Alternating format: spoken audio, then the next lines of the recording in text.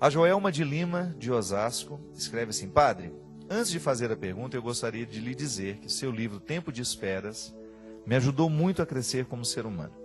Deus abençoe sua missão. Sou católica e participo da Renovação Carismática há 20 anos. Sou pregadora e tenho percebido que nesses últimos anos tem sido muito difícil as pessoas acolherem e acreditarem na palavra de Deus, sobretudo quando o assunto é castidade, principalmente no namoro.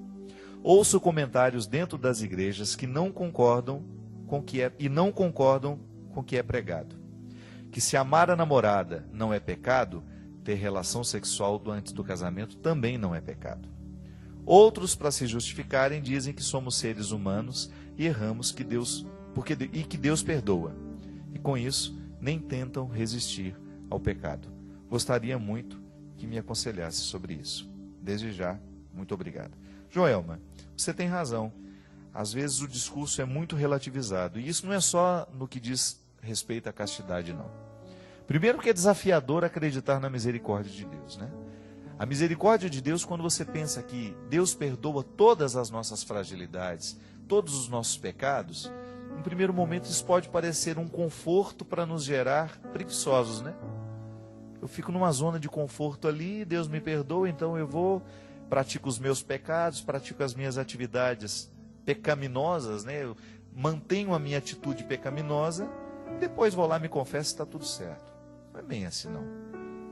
Eu acho que quando a gente mergulha no verdadeiro mistério da misericórdia, porque a misericórdia é um mistério que nós temos a vida inteira para entender e viver, nós vamos descobrir que, ao reconhecer que somos amados por Deus, nós vamos querer ter sempre uma postura correta.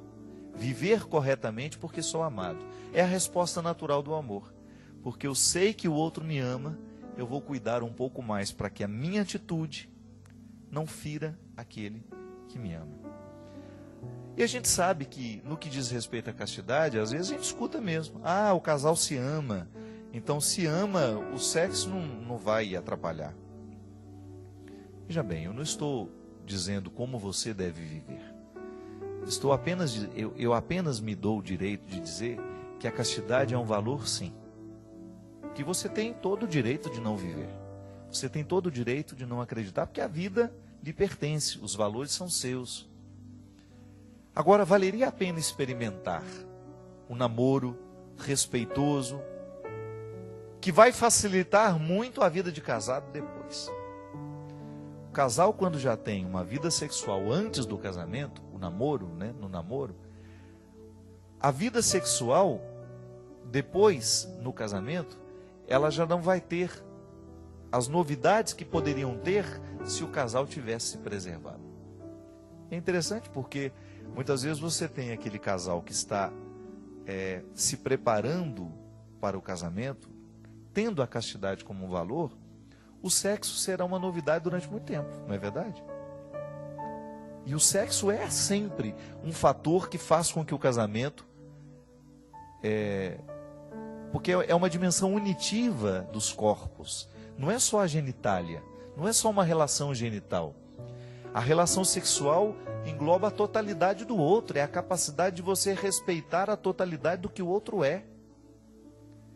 E muitas vezes os casais não têm relações sexual.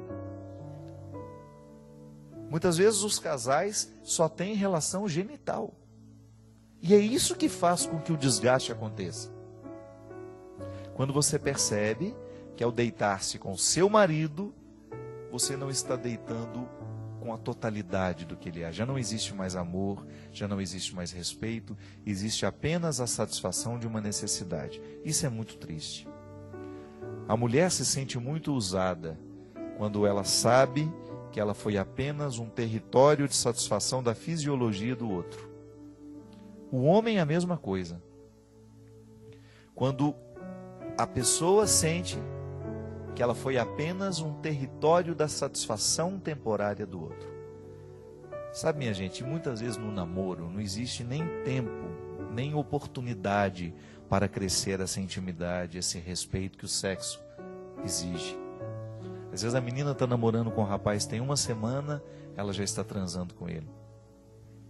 Eu fico pensando que o déficit que isso gera no coração das pessoas é tão desastroso, é tão danoso. Por quê? Porque gera a sensação de ser objeto, de estar sendo usado. Porque esse amor que diz existir, nem sempre ele é verdadeiro. Então eu não sou uma instância para dizer para você aqui que você deve fazer ou não. Eu só estou te sugerindo. Porque a proposta da igreja é sempre uma sugestão. A igreja não obriga ninguém a nada. Nós não somos obrigados a seguir Jesus, nós não somos obrigados a crer na sua palavra.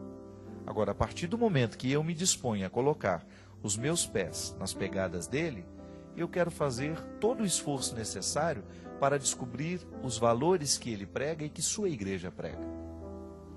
Então, se você tem a disposição de viver a restrição do sexo como algo positivo, como um preparo e uma oportunidade de aprofundar o amor, então que ótimo. E que você receba os frutos desse cultivo. Porque eu vou te falar uma coisa.